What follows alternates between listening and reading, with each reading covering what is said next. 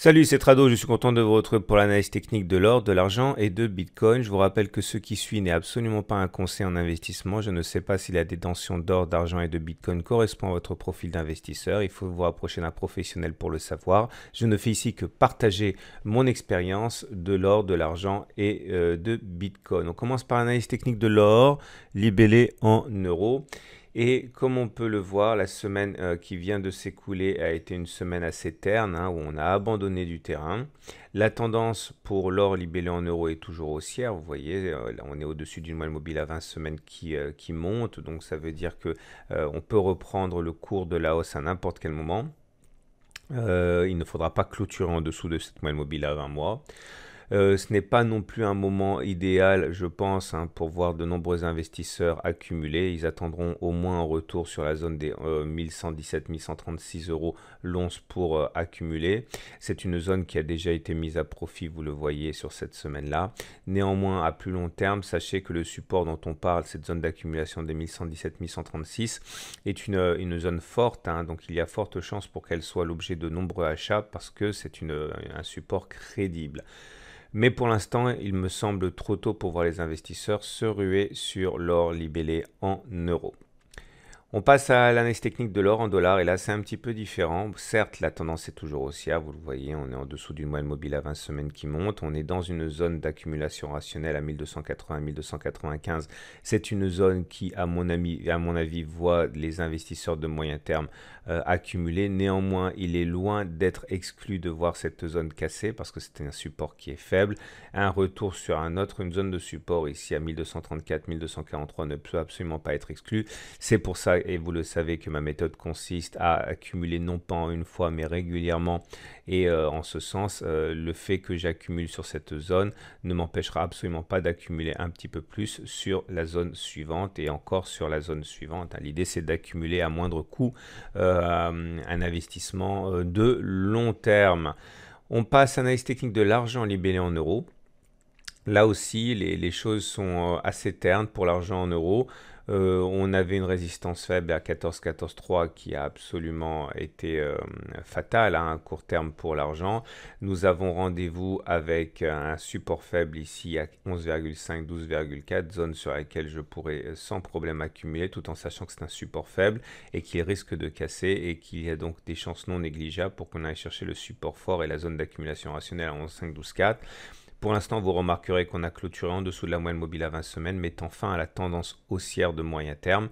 Ça ne veut pas dire que la tendance va devenir baissière, mais ça peut tout à fait dire que l'on est parti pour une période de consolidation avant de retrouver une nouvelle tendance. Et c'est donc congruent avec l'idée que je me fais d'une accumulation sur la zone des 11,5-12,4 euros l'once. On termine les métaux précieux avec l'analyse technique de l'argent libellé en dollars. Même constat, vous voyez, tout se passe comme si l'argent en dollars avait un coup d'avance sur l'argent en or. L'argent en dollars avait de l'avance sur l'argent en euros. Et nous avons ici une moyenne mobile à 20 semaines qui a été cassée il y a 3 semaines, ce qui nous amène à tester depuis 2 semaines la zone d'accumulation rationnelle des 14,7, 14,9 dollars, zone sur laquelle, à titre personnel, j'accumule. Il faut savoir également que c'est une zone faible, donc ça veut dire qu'un retour sur le support fort des 13,7, 13,9 est tout à fait envisageable, sans qu'on sache bien sûr ce qui va se passer. Il faut simplement savoir qu'il faut être en mesure d'accumuler. Et si on descend aussi bas que les 13,7, 13,9.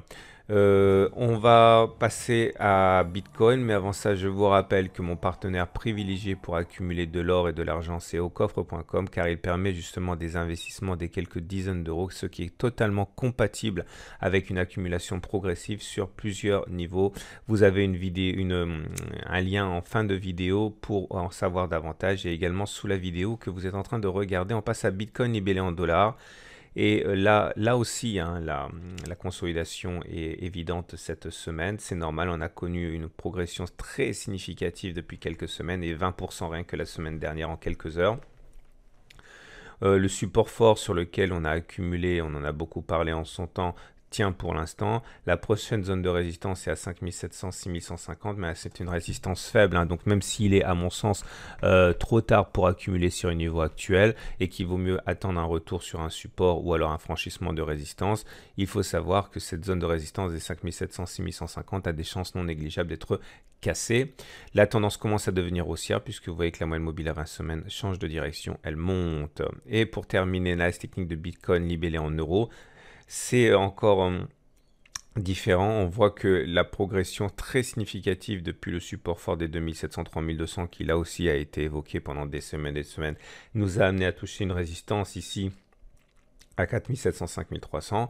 La bonne nouvelle, c'est que la progression est significative. La mauvaise nouvelle, c'est que c'est une zone de résistance. À partir de maintenant, nous ne sommes plus sur une zone d'accumulation rationnelle. Il faudrait soit attendre un retour sur la zone d'accumulation rationnelle de 1700-3200, soit attendre que l'on se débarrasse de cet obstacle avant d'éventuellement envisager d'accumuler. En tout cas, c'est ce que je fais bien sûr, sans que il ne s'agisse d'un conseil, hein, vous l'aurez bien compris.